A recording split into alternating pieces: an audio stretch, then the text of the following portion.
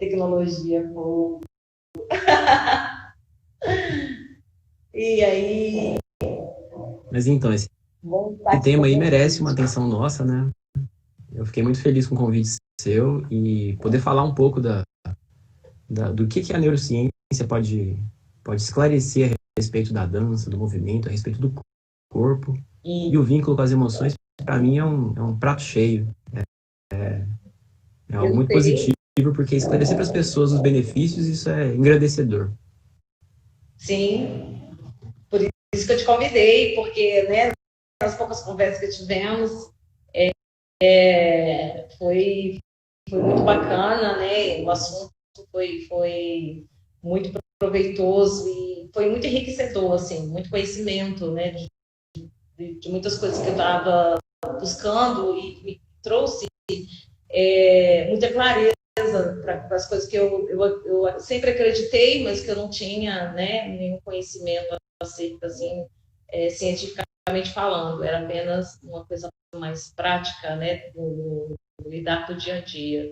Como eu te falei, mesmo no campo, na universidade, eu já instigava isso e via isso muito claro, só que a gente não tinha,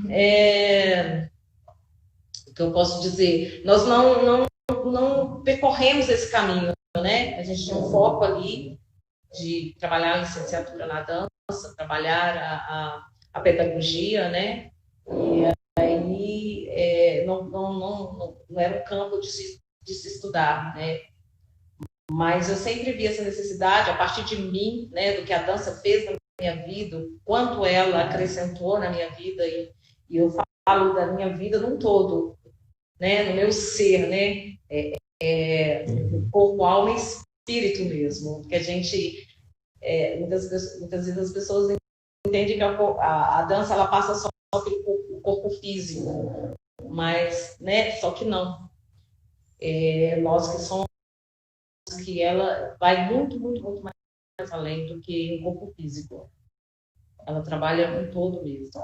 E isso que é muito, assim, maravilhoso, enriquecedor, quando a gente começa a permear esses outros, né, áreas da vida onde a gente vê o quanto acrescenta. E eu, como professora, como arte educadora, tenho visto isso, assim, de forma notória nos meus alunos. E é incrível como eu vejo essa transformação. Não fisicamente falando, só fisicamente falando, mas principalmente no campo das emoções. Quanto o corpo é atingido pelas emoções e vice-versa. Né? Como as emoções Muito, também. tá Como que a gente ligado, consegue trabalhar as emoções através desse corpo, através de uma, né? Eles estão trabalhando numa mesma conjuntura, assim. Então, é muito bacana e eu fico também muito feliz de tê-lo aqui com a gente. Com certeza, você, no seu conhecimento, tem muito, muito mesmo a acrescentar e enriquecer ainda mais. Fala um pouquinho de você. No momento que a gente não cria, a gente só repassa, né? Toda invenção que o ser humano cria, toda invenção que o ser humano faz, ele está só juntando coisas que já existiam em formatos diferentes, em aplicações diferentes e repassando isso para outras pessoas. E eu sou só um caminho também, tudo que eu aprendi, tudo que eu apliquei, que eu descobri porque já existia, é algo benéfico para mim, é transbordante, né? Vamos dizer assim, emocionalmente também, para passar para as outras pessoas, porque às vezes uma coisinha que a gente vai dizer e motivar as pessoas que estão aí do outro lado também, quem estiver aí assistindo. E esse tema, você falou uma coisa muito interessante, tá aí, me toca bastante, que é o vínculo do corpo e das emoções, né? E a gente entender no ser humano como algo integral, como corpo, alma e espírito. Não dá para você desvincular, né, o corpo da alma, do espírito. Amiga, As emoções vão estar totalmente presas ali. Oi? Só um minutinho, amigo. Eu gostaria que você se apresentasse, né? O pessoal está chegando Claro. aí, saber aí, né? Quem você Eu é? acho que é muito complicado dizer quem eu sou, Você essa está hoje. reflexão, né? Verdade. Bom, eu passei por uma formação em psicologia pela PUC alguns anos atrás.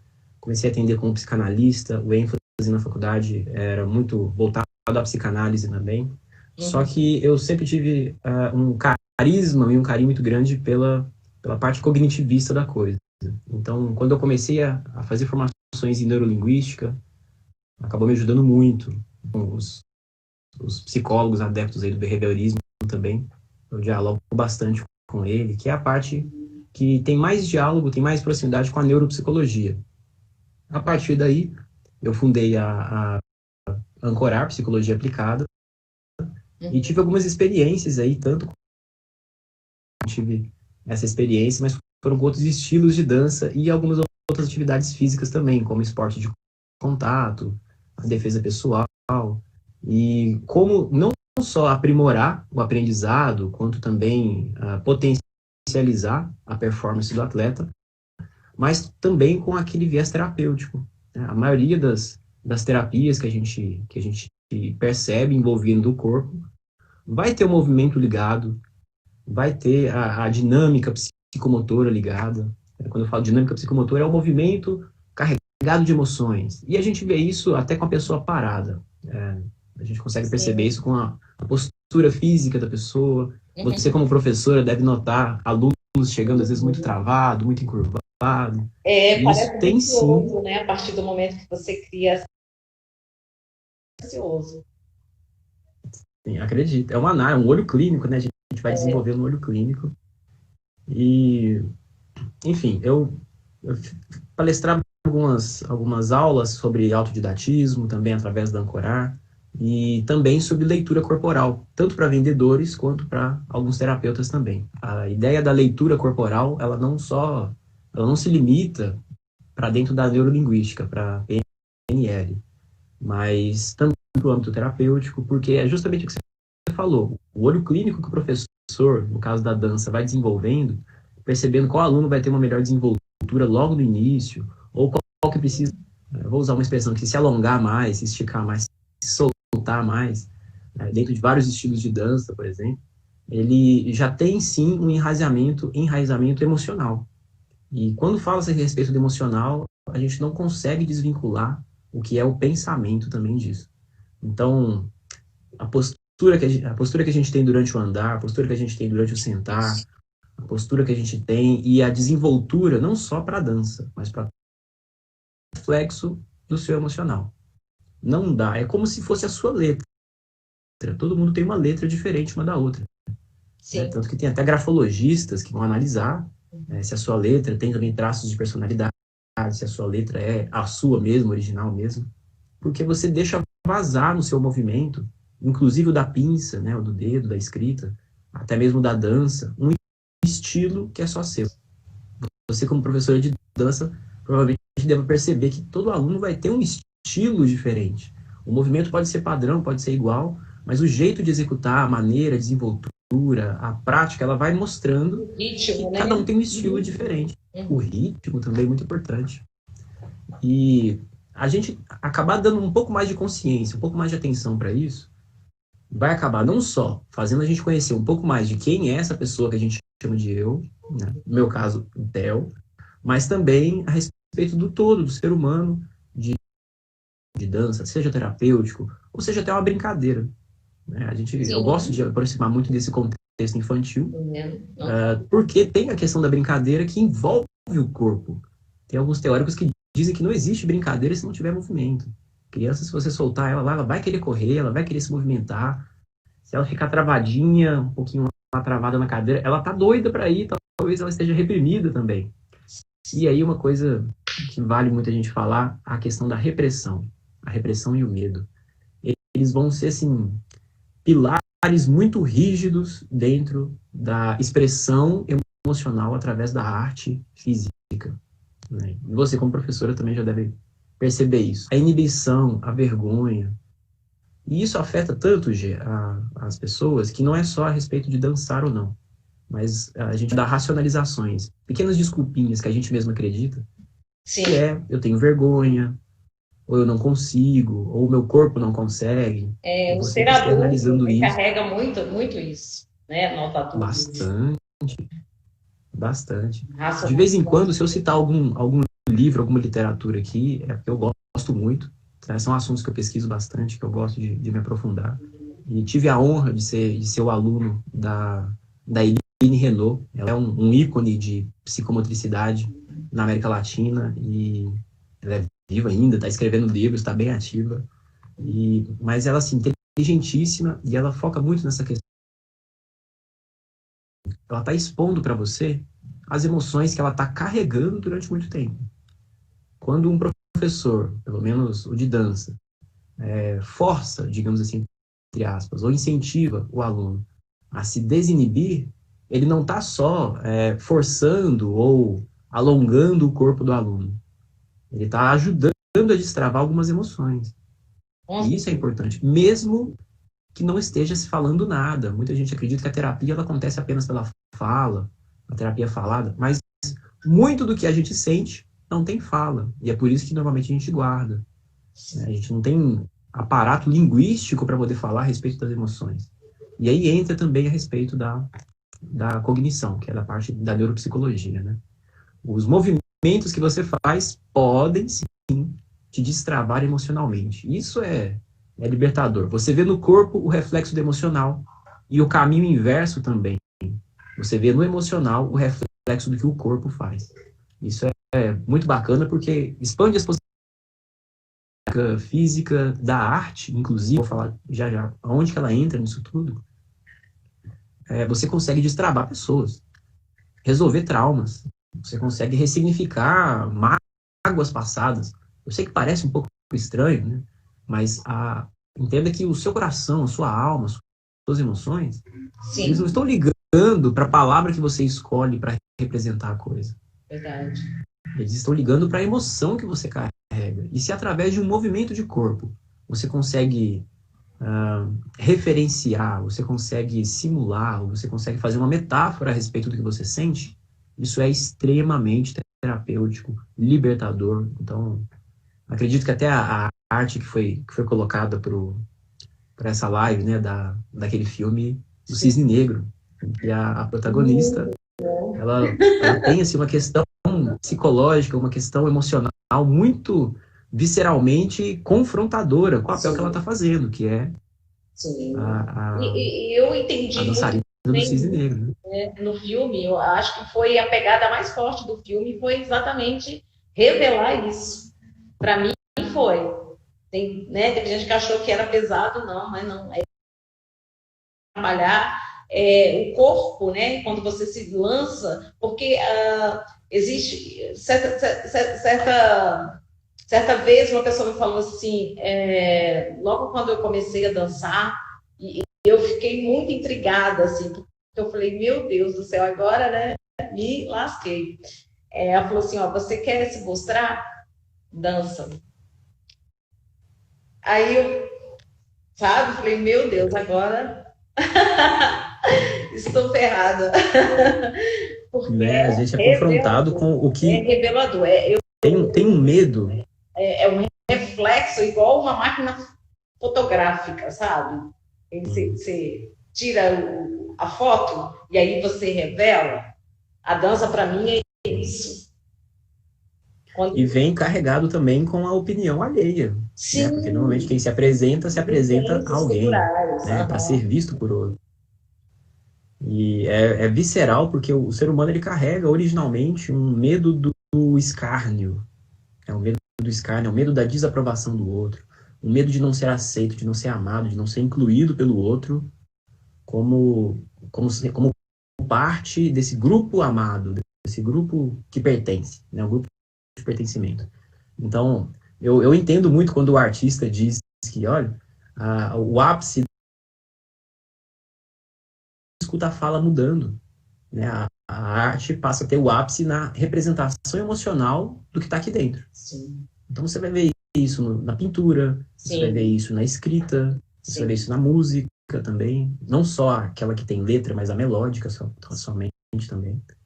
E as grandes personalidades, vamos usar aí Van Gogh, por exemplo, um pintor, para a gente falar, um ícone da arte que é mal compreendido, né? A gente vai dizer quase que é um louco, é como um louco. Quase todos, né?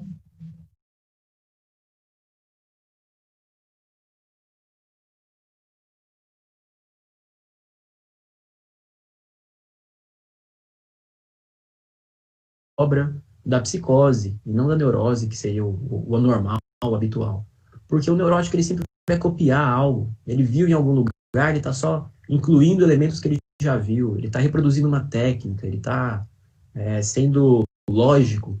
Enquanto isso, de esquizofrenia, nada disso. Sim. Temos um traço que todo mundo tem, que é essa capacidade de pegar a sua emoção e representar ela em algo. E a partir daí você começa a criar. Né? A partir daí você começa a compor. A gente falou do cisne negro, mas além da replicação do cisne negro, né, da peça, da obra, acho que o que mais fica evidente é a criação dessa obra. O que se quis dizer a respeito dessa obra? Quando a gente é espectador, a gente assiste o espetáculo, a gente vai dar inúmeros significados que o autor, na hora da composição, teve isso, né? Então, na música a gente tem vários exemplos disso, que eu escuto essa música, eu lembro de tal coisa, mas aí o autor da música vai lá e vai dizer que tem outro significado. E a gente às vezes até fica decepcionado. Era isso então? Eu achei que era outra coisa, porque para mim falou tão claramente um outro significado. Sim. E isso que é mágico, né, Theo? Assim, o poder que a arte tem, paralelos, assim, ao mesmo tempo que ela começa a trabalhar em mim, né? Ela me contagia, e aí ela vai contagiar, né, o meu espectador. Só que ela pode trazer as impressões de acordo com o que está dentro de cada um de nós, né? Eu tenho a minha história, eu revelo a minha história a partir da minha arte. O meu espectador vai receber a minha arte e vai levar para dentro da sua história. E isso é fantástico. Olha que legal. E aí a gente já tira, então, o foco, em vez de ser visto e aplaudido, mas o foco passa a ser, então, a expressão do que está aqui dentro. E isso muda totalmente a intenção do artista, a intenção, inclusive, da prática. Porque, vamos supor, alguém que está iniciando, seja na prática da dança ou da prática de qualquer outra ferramenta artística, a gente sempre vai ter aquela pulguinha atrás da orelha, mas o que os outros vão pensar de mim? Poxa, eu estou escrevendo aqui um texto, um livro, tenho vontade de escrever um livro, mas será que as pessoas vão gostar? Será que as pessoas vão me aceitar? Vamos dizer assim, o ser humano que está ali por trás, todo ser humano é um artista, mas enquanto o ser humano que está ali por trás não romper esse teto, não atravessar esse patamar, ele não experimentar dos benefícios terapêuticos, porque sempre vai ter um olhar julgador do outro, que é imaginado por mim, eu estou imaginando, fantasiando, pautado em experiências que eu já tive, pautado em alguém que já me disse alguma coisa, ou um filme que eu vi, ou uma situação com outra pessoa que eu peguei para mim.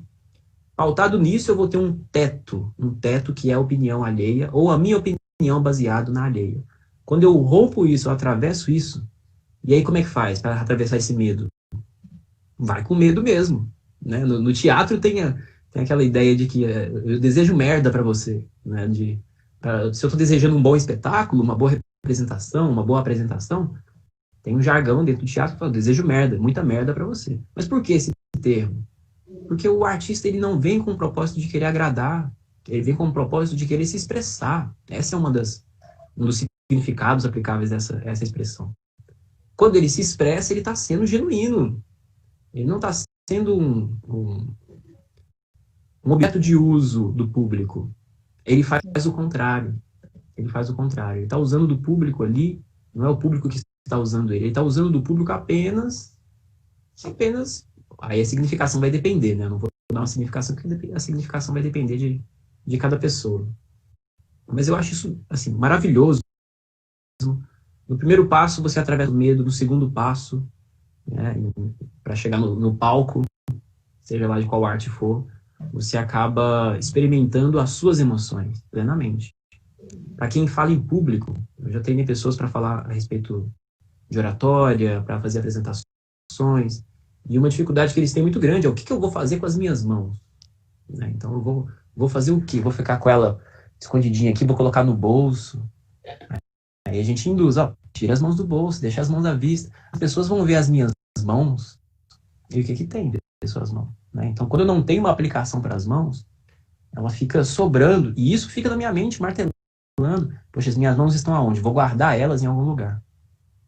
Mas é aí que falta naquele indivíduo, ainda por enquanto, uma maneira de se expressar com as mãos. Eu estou aqui fazendo gestos, estou aqui fazendo desenhos, né, no ar, mas isso está mostrando o quê? Que você domina não só o que você está dizendo, mas como também essa ferramenta chamada corpo, com o qual você está dizendo. Significado, mas também tem um ritmo, tem uma frequência, tem uma desenvoltura diferente. E acredito que isso é muito mais acentuado no balé, que cada detalhe vai mandar muito, né? E sobretudo, o que eu entendo, e como professora, como arte educadora, a dança nos traz consciência corporal. E a consciência corporal, quer dizer, o domínio desse meu corpo, o conhecimento desse meu corpo, né, sabendo articular, gesticular, né, trabalhar essa expressão através desse movimento, ele me encoraja na minha exposição, né? Porque o que eu sempre falo para as minhas alunas, vocês estão sendo preparadas para se expor, porque você vai se expor, você vai apresentar, mas você está sendo preparado. Não tema isso, porque você está sendo preparado dentro daquilo que você está sendo proposto a levar à apresentação. Então, a dança, ao mesmo tempo que ela, né, vai trabalhando e vai instigando tudo que dá dentro de mim, tudo que eu carrego com traumas, né? Porque a dança, ela é uma ferramenta de muito poder para a cura, para a libertação, né, desses traumas emocionais, esses traumas que a gente carrega de toda uma história, de toda uma vida. E essa consciência que eu vou, né, na medida do tempo, do conhecimento que eu vou adquirindo, através do meu corpo, ela vai me fortalecendo enquanto pessoa, né?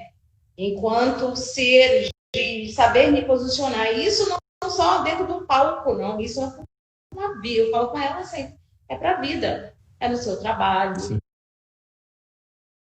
À medida que você, né? Às vezes eu trabalho com elas dentro de sala de aula, algumas questões, sabe? Eu coloco alguns jogos para fazer alguma apresentação. Dou um produto e peço ela para vender.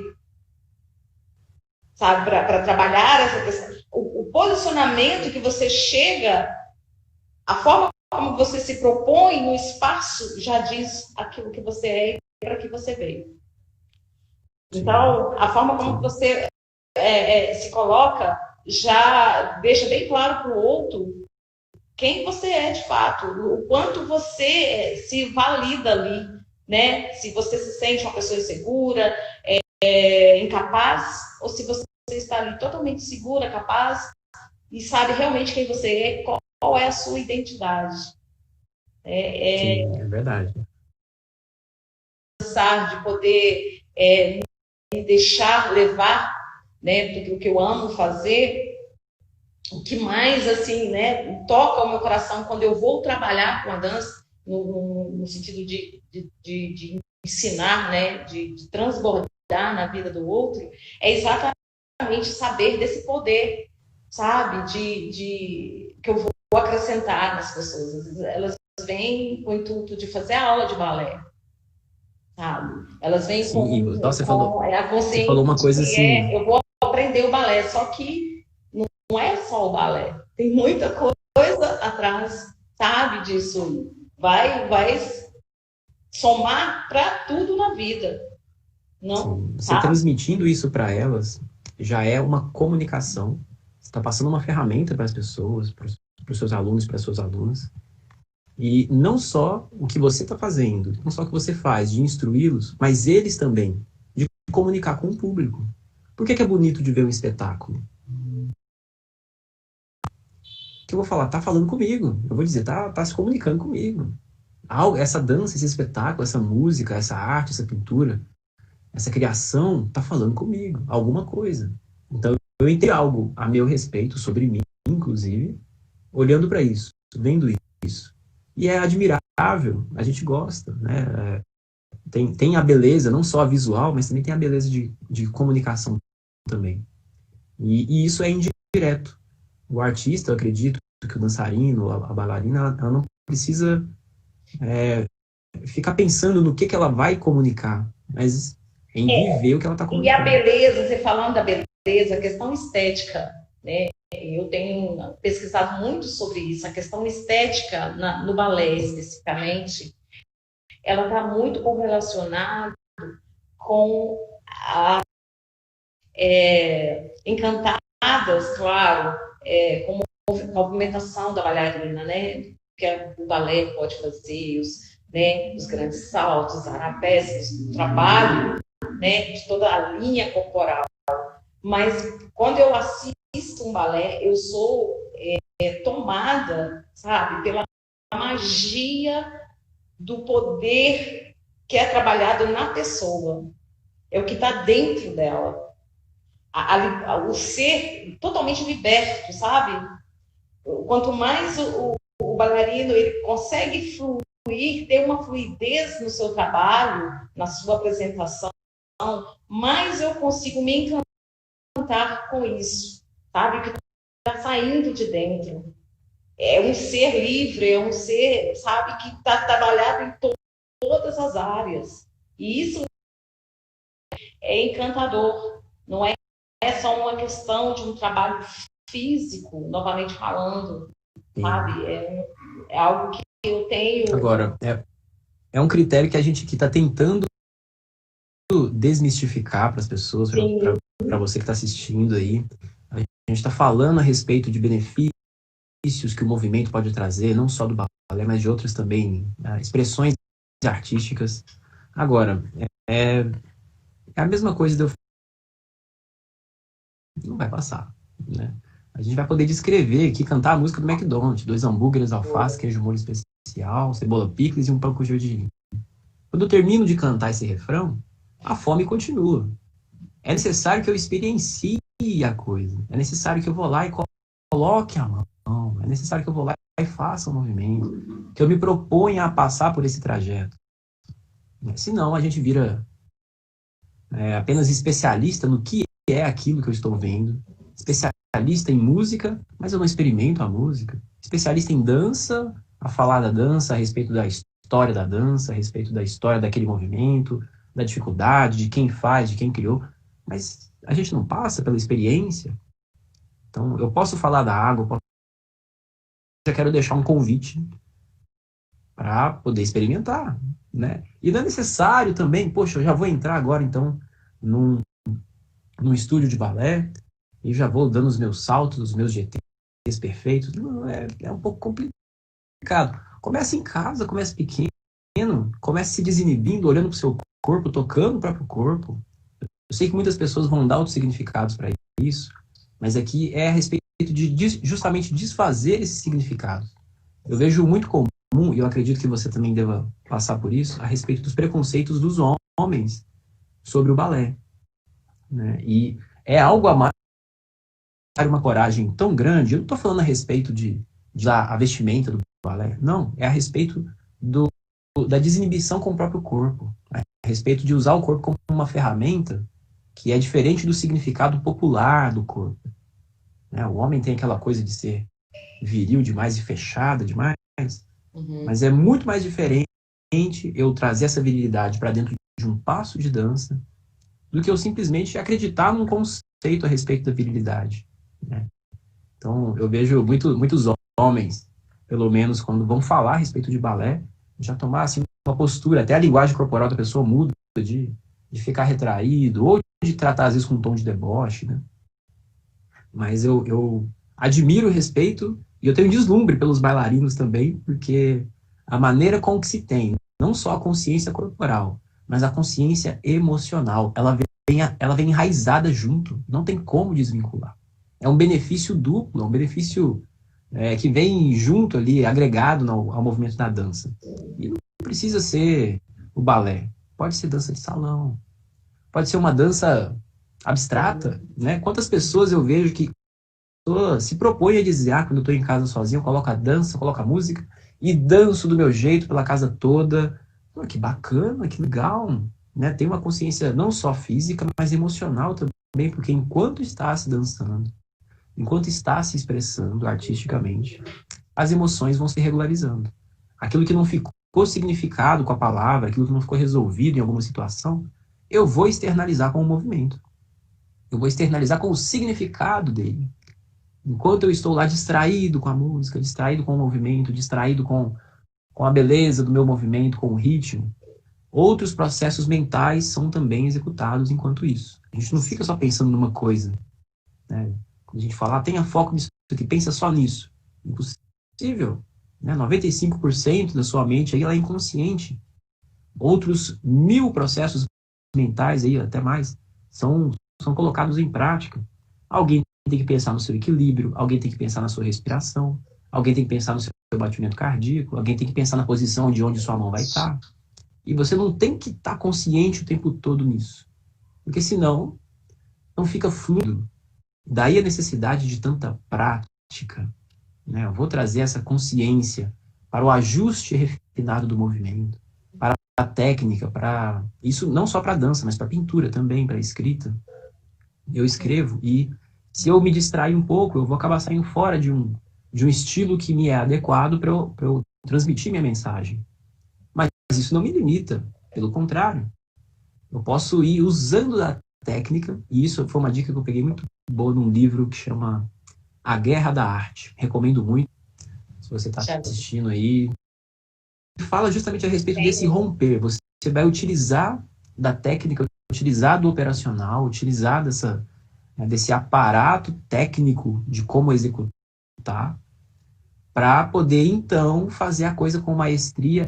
E quando você já não estiver pensando mais no que está indo, a criatividade flui naturalmente.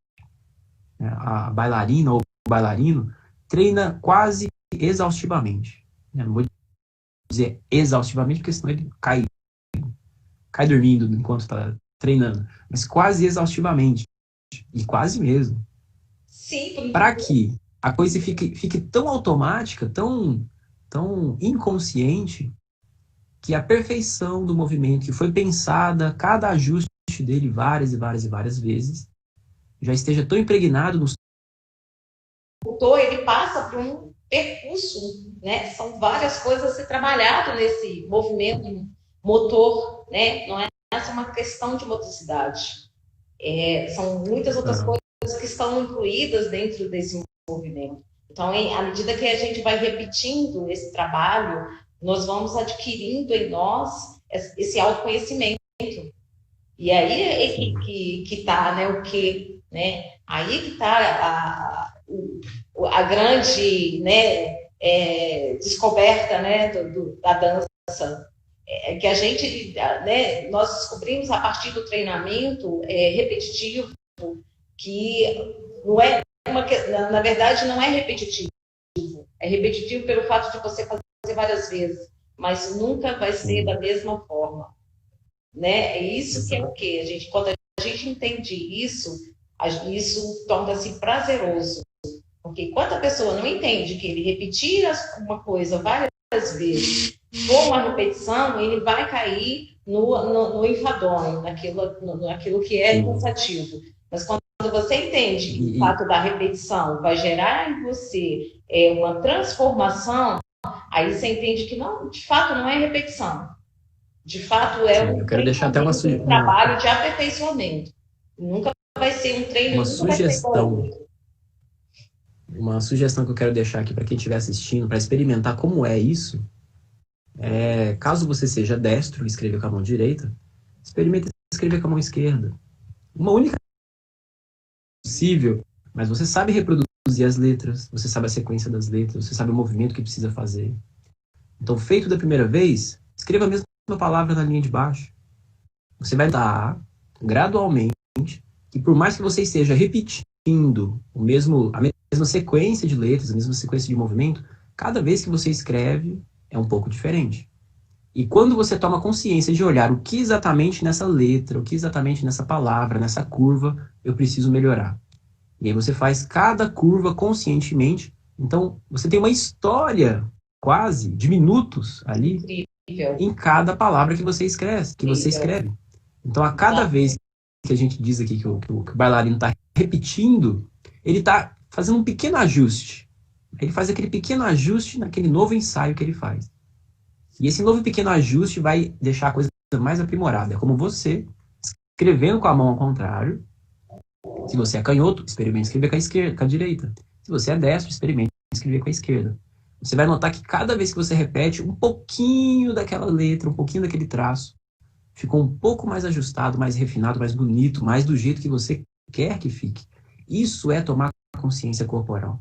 Porque a sua mão, que não está acostumada a escrever, aí já envolve a psicomotricidade, a neurocognição. Essa parte motora, ela precisa ser ensinável como se fosse um outro além de você. Até que esse outro esteja totalmente adestrado, acho que a palavra é quase essa, adestrado a fazer aquele movimento e te servir quanto ao propósito da execução dele. Então, eu via muito isso, eu tive a oportunidade de praticar artes marciais durante algum tempo, competir e tal. E tinha muito dessa coisa do alongamento, até quanto a gente consegue alongar. E lá cada lutador falava assim, poxa, eu consigo alongar até tanto. Outro lutador vinha, treinava, agora eu estou conseguindo alongar até tanto. E coisas que o bailarino às vezes vai fazer sorrindo, a gente fazia chorando, porque o bailarino às vezes tem um treinamento mais desgastante ainda, mais intenso. Mas qual que era o objetivo? Né? Era simplesmente pela disputa de um tá dizendo para o outro, eu fiz mais, eu faço mais do que você, eu faço um alongamento maior. Ou quando já se chega lá na faixa preta, vamos dizer assim, aqueles mestres, eles já não trabalham alongamento para disputar com alguém. Eles estão disputando com uma única pessoa, que é eles mesmos. Eles estão fazendo aquele movimento e a única pessoa que eles precisam superar é a si mesmo. E isso ensina 1 quilo por dia na vida. Quando eu digo 1 quilo é porque é muita coisa. Você ensina 1 quilo por dia na vida para si mesmo. Esse desafio de sempre ter um aprimoramento de si mesmo, usando apenas você como referência, é extremamente saudável. É tirar o outro. Comparação, né? A dança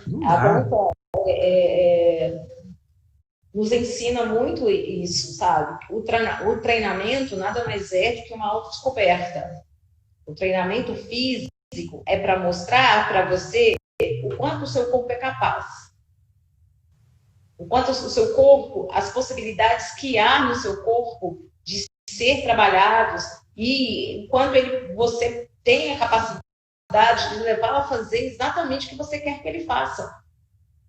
Claro, desde que a partir de uma consciência, de uma boa orientação, de uma consciência de fato conhecedora do assunto, com todo o rigor que merece, com toda a responsabilidade, mas a dança nos propõe exatamente isso, é o autoconhecimento, seu autoconhecimento, e a partir do momento, esse corpo que habita um espírito, que tem uma alma, ela vai vir à tona em cada processo que nós passamos, de treinamento, porque o corpo não vai sozinho para uma academia, né? Não vai. Ele não vai. Mas não vai mesmo, né? Bem que a gente queria que ele fosse, né? Ah, me leva lá. Eu vou dormir aqui. Enquanto eu durmo, você vai lá e treina, faz o exercício. Primeira coisa que a gente tem que pensar na alma. O que minha alma deseja? Não é cansativo para todo mundo. Tem que ter um propósito. Se você ama o que você faz, vai ter resistência. Mas aí você vai ter que trabalhar o quê?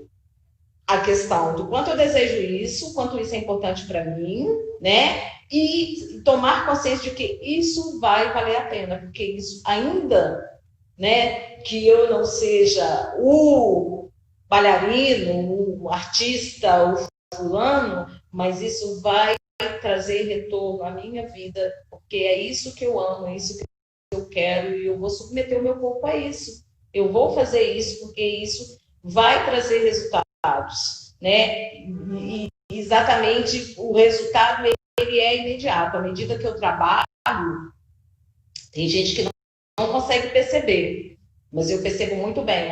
A cada aula eu vejo uma alteração no meu aluno. Seja físico, seja emocional, sabe? Seja comportamento. A cada aula eu vejo uma alteração nele.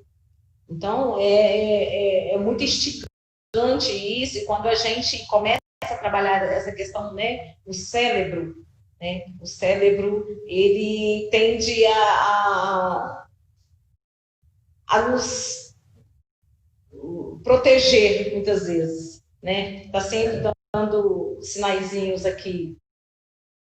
Tem que, né, trabalhar essa questão, de fato, do seu querer, do valor, né? É muito importante. Agora, uma coisa que eu quero os princípios. Quero ressaltar aqui para quem está ouvindo, a respeito, você comentou do cérebro, que ele vai ter uma opinião própria e às vezes a opinião do cérebro é diferente da nossa. E eu sei que isso parece às vezes confuso, porque tem muita gente que ainda acha que você é o próprio cérebro. Mas não, o cérebro está a seu dispor. Ele vai trazer pensamentos, ele vai trazer justificativas para você. Sim, sim. E você precisa às vezes questionar essas justificativas. Exatamente. E isso me lembra uma prática da psicomotricidade, uma vez que era a pessoa ela tinha que trabalhar a confiança, o grau de confiança. Então, o que a gente fazia nessa prática? Colocava um tipo de elástico, aquele elástico comprido que o pessoal usa na fisioterapia, nas costas, andando para trás, trabalhando a confiança. Você não imagina a quantidade de pessoas que não conseguiam entregar o seu próprio peso do corpo, trabalhar a confiança. Porque a primeira coisa que vinha no cérebro delas é perigoso, você vai cair. Por mais que tivesse todos os critérios de segurança, ela não acreditava nisso.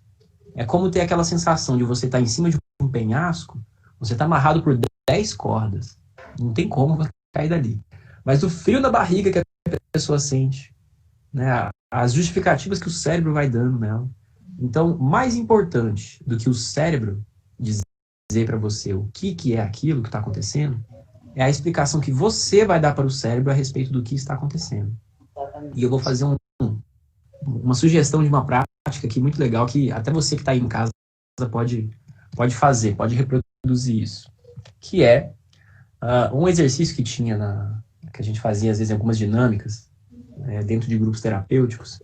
E eu vi algumas pessoas até fazendo isso dentro da hipnose também. Para quem não sabe, eu já tenho uma formação em hipnose clínica também, trabalhei atendendo com hipnose durante alguns anos.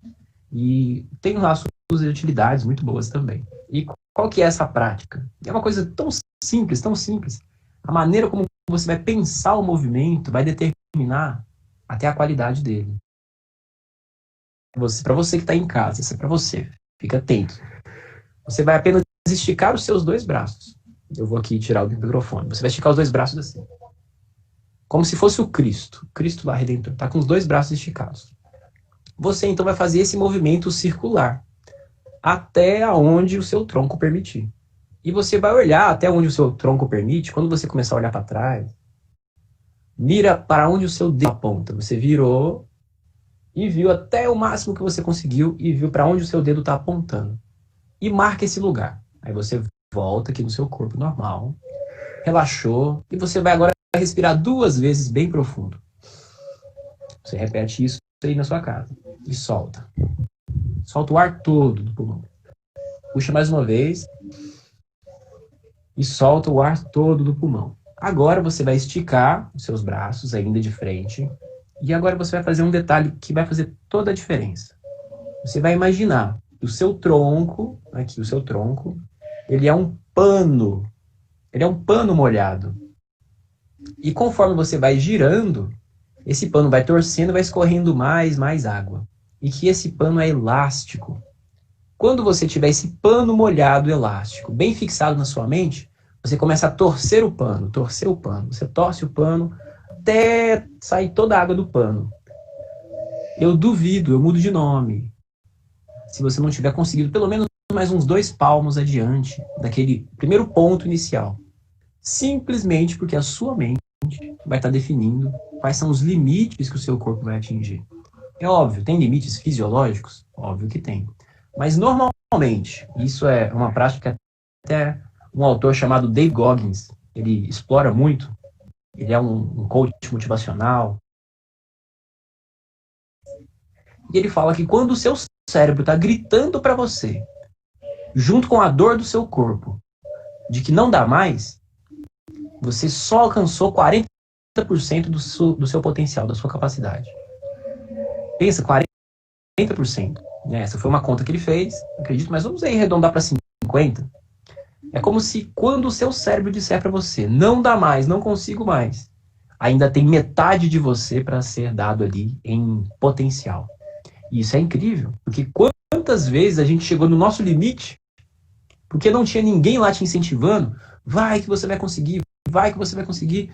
Não dependa mais de alguém te motivar. Seja você, seu próprio motivador do seu cérebro, apontando baseado em experiências passadas. E claro, ele vai estar com 2 propósitos só de existência.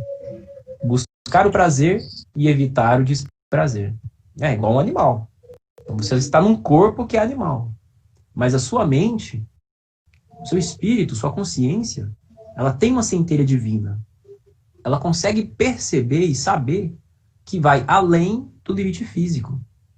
Vai ter um limite? Óbvio. A gente encontra aí vários atletas que encontram esse limite físico. Mas pensa, na década de 40, a gente não sonhava que um corredor poderia alcançar o patamar que o Usain Bolt, atual recordista olímpico, alcançaria. Mas naquela década de 40, um corredor fez... Depois que esse primeiro corredor fez 5 segundos menos, vários outros conseguiram. E o recorde vai ficando durante algum tempo. Quando algum próximo corredor faz 5, 3, 10 segundos menos, mais uma leva de pessoas também consegue.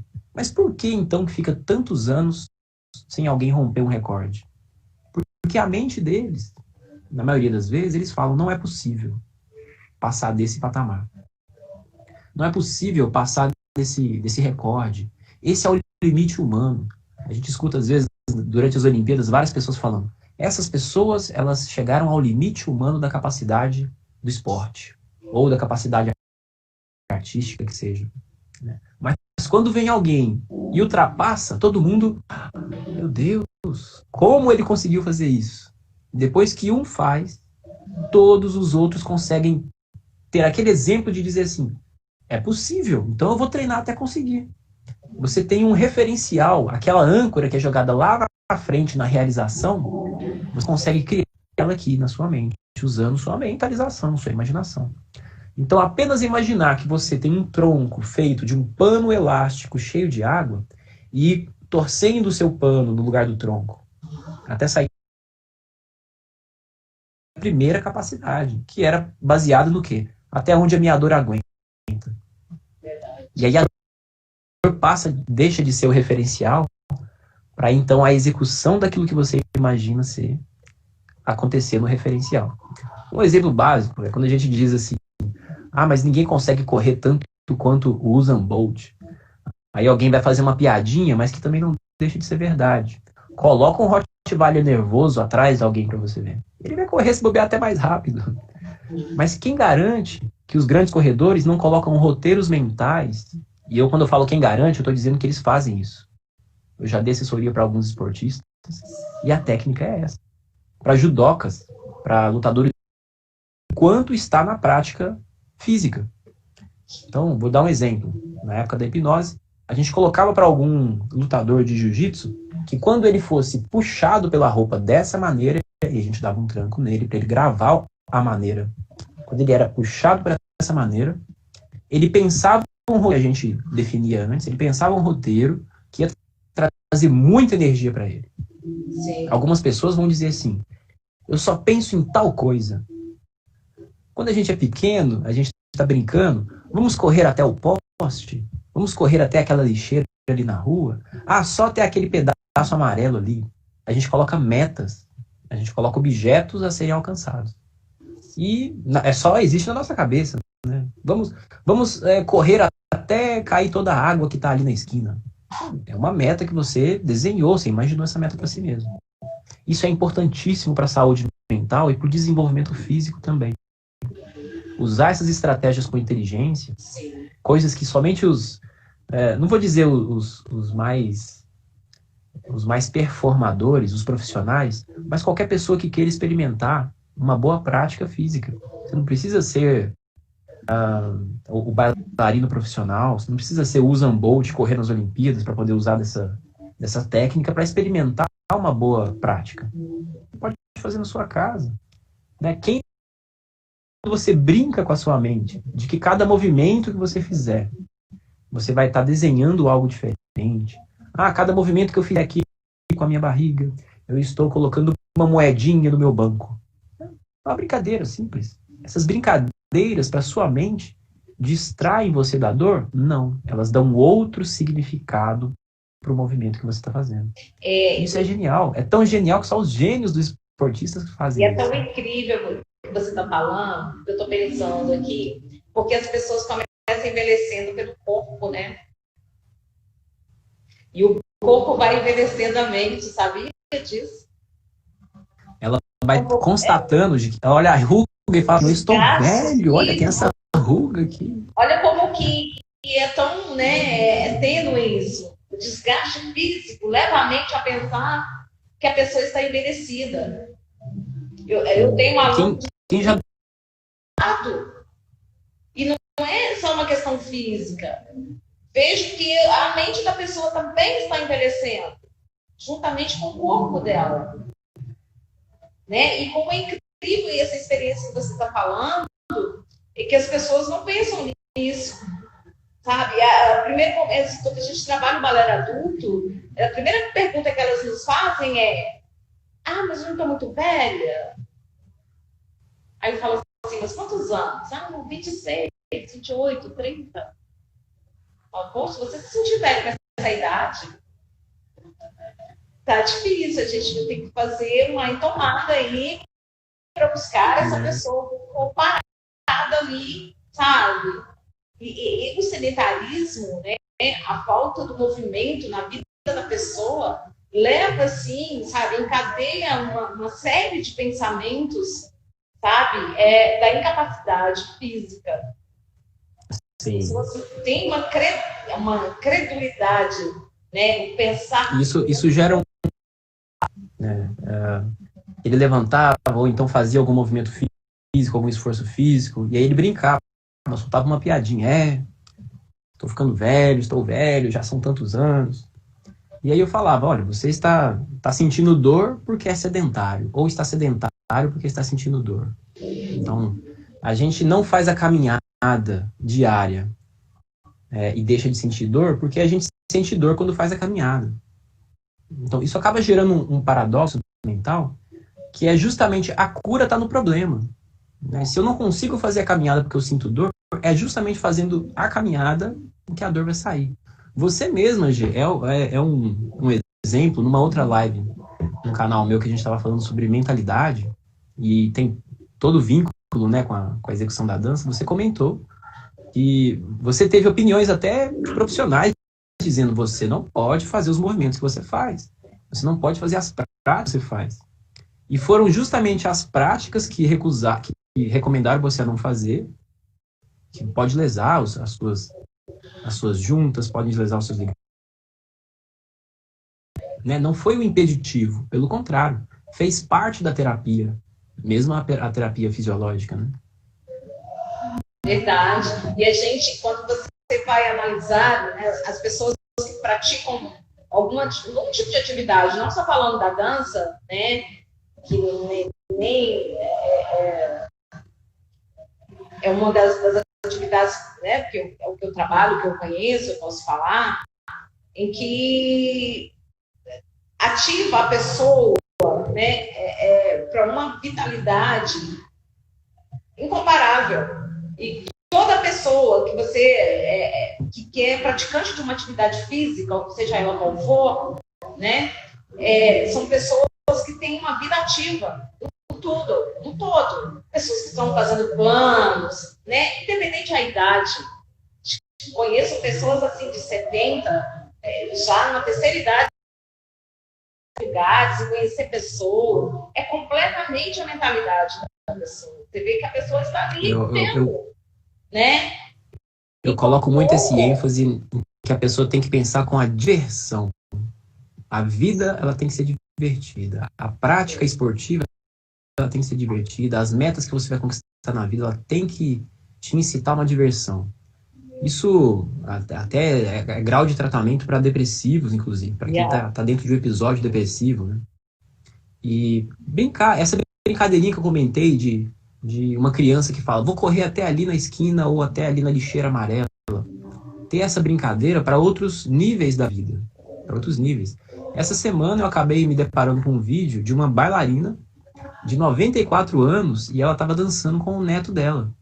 Eu achei maravilhoso, não só para uma bailarina de 94 anos, mas a desenvoltura dela, porque se as pessoas não dissessem que ela tinha 94 anos, eu jamais imaginaria. Ela tem um exemplo da Pina Bausch, né? O corpo dela até a morte. Ela, se não me engano, ela faleceu com 93 ou 94 anos. Ela dançou até a morte. Isso é incrível. E ela propôs isso no coração dela. A desenvoltura física, né? E a gente vê essa vitalidade de 30, 40, 50, mais aos 90 anos. Mas é importante que ela se movimenta, ela se propõe, sabe, a colocar o seu corpo em ação. E quando o corpo entra em ação, é porque a mente está junto, o espírito está junto, quer dizer, uma pessoa plena, ela está completamente íntegra no seu ser, né? Então, é incrível isso, assim, o quanto, né, isso que tem investigado, de fato, a buscar esse conhecimento, sabe, esse trabalho junto, sabe,